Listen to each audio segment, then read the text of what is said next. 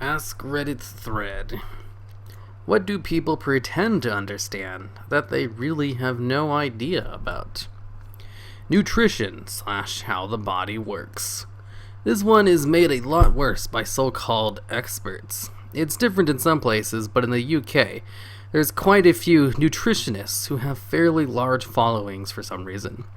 However, nutritionist isn't a protected term here. Dietarian is what you get to call yourself if you actually have qualified in the subject.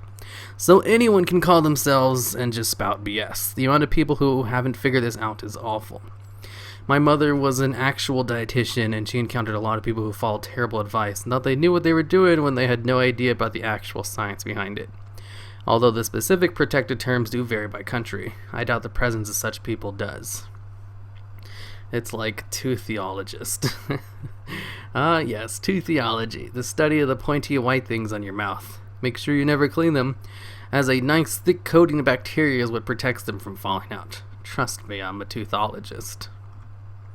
My skin crawls every time I hear or read the word detox. I had to explain to my sister the other day of why chemicals aren't bad in food. I teach a 4th and 5th grade nutrition class, and trust me, the misinformation begins really early in life. Have had to convince hundreds of children that gummy bears are not as healthy as fruit because it says made with 100% fruit. The thing is, fruits aren't even that healthy. This reminds me of a 70-year-old I used to work with who genuinely believed that pot pies from KFC were a healthy option because of all the veggies. A coworker who was trying to get fit looked up nutrition facts to show her otherwise, but she just stood by her belief. Whoa, wait. KFC sells pot pies? I think I've seen those before. As someone currently earning a degree in nutrition, this one annoys me so much. People are always saying that something is good or bad for you, but they really have no idea what they're talking about. Yeah, that reminds me of my family, actually. When people say something is good, the thing is, though, they listen to me when I tell them what they're saying is wrong, because I explain it in very simple layman terms without making them sound stupid, and they usually agree with me. But still, it's not like it's their fault. They never actually had proper nutrition classes. They just believe everything they see on TV, and if I tell them something they think is true is wrong, they have no reason not to believe me. So it's not really a frustrating thing. When people say something is good or bad for their health, and it's a questionable thing, like ingredients with long, complex names in food that people think are all poisonous for some reason, I like to ask them why. They tend to get very flustered because they know absolutely nothing about nutrition, so they can't answer me with anything other than because it is.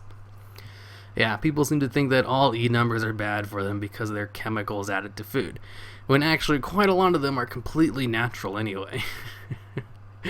Yeah, I've had someone tell me that calorie restriction doesn't work, and it permanently slows down your metabolism so that you can't eat as much for the rest of your life, and then you gain it back.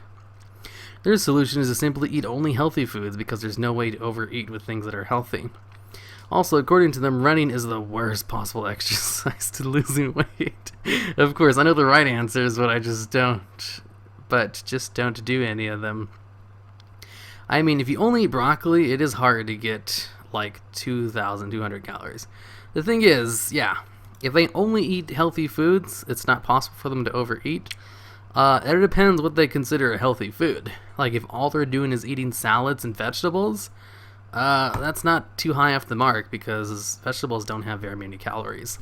You could actually just eat nothing but vegetables and lose weight. But if, they think pot pies from KFC are healthy food because they have vegetables in them, or even the salads from McDonald's, they're going to gain weight because one of those salads from McDonald's has like 500 to 600 calories in it. It's crazy. How does it have so much? It's just salad. Well, because of all the stuff they put on top of the salad. They're actually pretty good. I've had one before. Let's see. But it's not hard to lose your friends. Being around someone who's uncontrollably ass-blasting sulfur clouds isn't where I want to be. My mom was like this. I think she just refuses to understand how things work so she can keep making up excuses for being morbidly obese.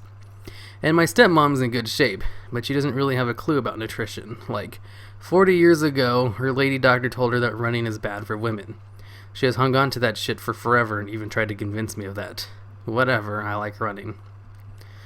Running is terrible for us ladies because all that movement wreaks havoc on your lady parts and any future babies will come out blind. Plus, when we're on our periods, it's impossible to make good judgment and you're 40 times more likely to wander off into traffic. You should only do that if you have your husband there to properly supervise you. Just kidding, I did 3 miles running this morning. Definitely computers. Wow, no comments to that? The economy. I came across this in the sidebar in r/bad economics, which I think sums this up perfectly. A friend of mine once said, "You know what the problem is with being an economist? Everyone has an opinion about the economy. Nobody goes up to a geologist and says, ingenious rocks are fucking bullshit." I'm pretty sure I said that wrong, but it's still funny. To be fair, though, apart from diamonds, if there's a rock that's bullshit, it's the igneous. If there's a rock that's bullshit, it's coprolite. It's not diamonds themselves that are bullshit, though. It's the economics of the diamonds that are bullshit. You know, fun fact about diamonds. They are hard, and they do have one of the highest scratching points in the world. There's only like 5 other metals or rocks that have a higher scratching point than them, and most of them are man-made, meaning that you can actually use a diamond to that's why they have like diamond-tipped drills that cut through stuff, because it has a really high, it can't be scratched by basically anything besides diamonds. But the thing with diamonds, they also have a very low crushing point. If you take a hammer to a diamond, you're going to break it. But if you take a hammer to a rock, it's going to be a little bit harder to break than a diamond. Diamonds are easier to break than, like the rocks you'd find outside. They have a very low crushing point, so they're not really as indestructible as people think they are, but they are still kind of amazing in the fact that they have a very high scratching point where it's really hard to, scratch a diamond. It'd be basically kind of like if you're playing D&D and you had a sword or a knife and you're fighting someone who's made out of diamond. It wouldn't work very well. You wouldn't be able to cut them. You'd do no damage. But if you had a hammer, you'd be able to break them like it was nothing. Like the sword and knife would do 0 damage. They do 99% less damage. But you take a hammer and hit them, it does 10 times more damage because they have a low breaking point. That's how diamonds work. I did a chemistry report on diamonds back in high school, so I know a lot about them. And I always thought that was a interesting fact. I always thought diamonds were super indestructible, but they're not really. They are in one way, but they're really weak in another. Want 3 different opinions? Ask 2 economists. Economist. Yeah, I think that's how you say it. I thought I saved the comment, but I think I might actually have a screenshot on my phone somewhere. I saved a comment from an econ professor once who tried to underscore how complex economics is. He said, the number of freshmen who walk out of macro/micro 101 courses thinking they understand the economy is flabbergasting. Only when he finishes his bachelor degree did he truly begin to know how much he didn't know about economics. By the time he finished his PhD, he felt he had a pretty decent understanding of how his own particular specialization, but that larger economics as a whole, is so nuanced and complex as to be virtually unknowable. I think it's safe to say that if someone who's devoted their life to it and knows it well enough to teach it says it's really, really, really complex, we can probably take their word for it. Not just that, they've got the smartest people they can find working on it in every single country in the world, and yet we still got a loose grip of managing the economy at best, and one relatively small slip-up can send a ripple effect literally across the globe. Yet totally lay people love to shout at each other at bars and barbecues across the world which tiny decision is a boon/disaster for the economy. The cloud.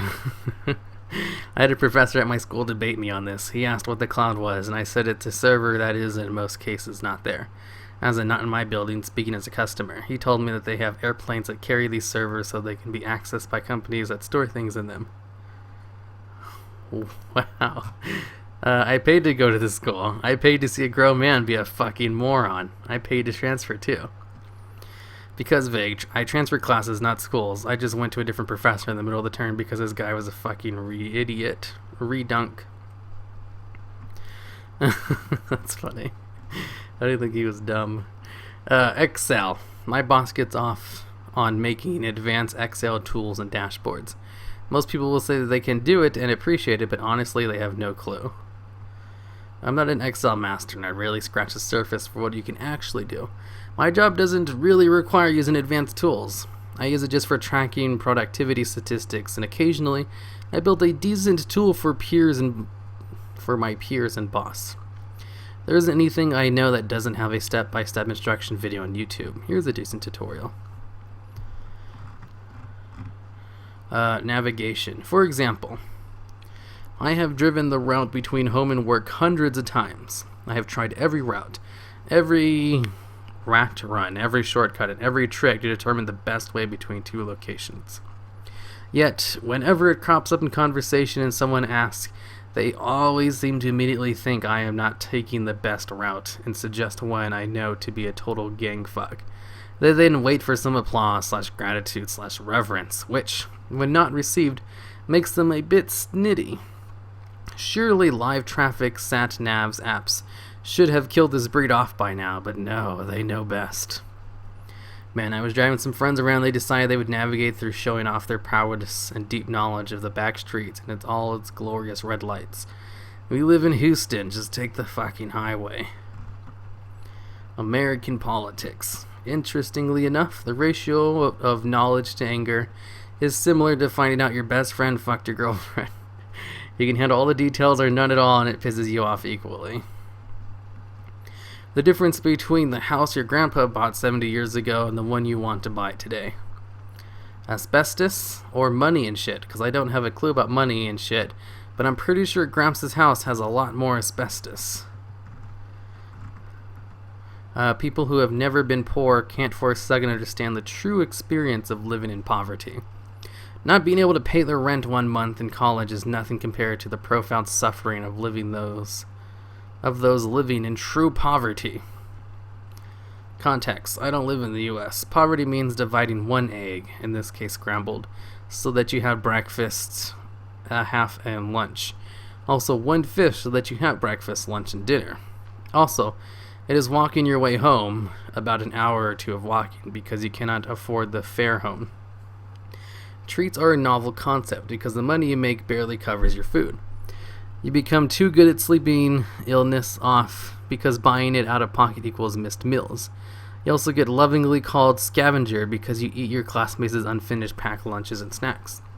You do not have much of a social life because having an active social life equals spending money. Never had a console, and when I was finally able to play in one arcade, my friend paid for it knowing I haven't tried it. I was scared of the controller because it suddenly moved, not knowing what it does. Vibrate. Clothes are hand-me-downs.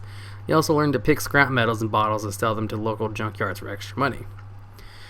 Thankfully, life is better now, but man, old hobbits do die hard. I still find myself picking 20 cents, 25 cents in the streets, much to my friends' and family's amusement. I still find it hard to spend money, knowing what it's like to live without. I grew up super poor, but I don't know. Splitting food like that, it's more like I would just eat once and then that would be it for the day.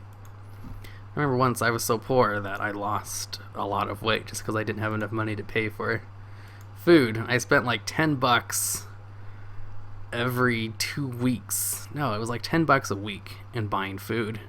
And I stretched that out so thin. I'd only eat like 2 times a day if I could. Fun times. Good way to lose weight is to be really, really poor. If you're just normal poor, where you're still able to buy yourself food, kind of, that's actually not a really good way to lose weight, because some of the most cheapest foods are just packed with tons of calories, surprisingly. And lots of... No, just like lots of calories, actually. I once lived in true poverty. I was making less than 10K a year because no one in my area was hiring full-time, making just over minimum wage. I remember having to choose between eating lunch and buying gas and being heartbroken at the grocery store because my bi-weekly treat was a $2 box of Debbie snacks. You see, this is... Yeah, I used to be that poor. The thing is, I was poor, like, out of high school. Just because, I forget, why the hell was I so poor again? I think I just wasn't getting that many hours at work. And I was really into playing World of Warcraft, so I just did that. And it wasn't really that bad. I just kind of got used to it. It was a very gradual thing. I stopped taking too many hours, and I didn't really have that much money. So I just had less money to spend, and I ate less. That's how I dealt with it, and I lost weight. But I also grew up super poor, and those things are nothing compared to that. I just think about my most recent stint of when I was super poor and I couldn't afford anything, but growing up, I was even poorer than that.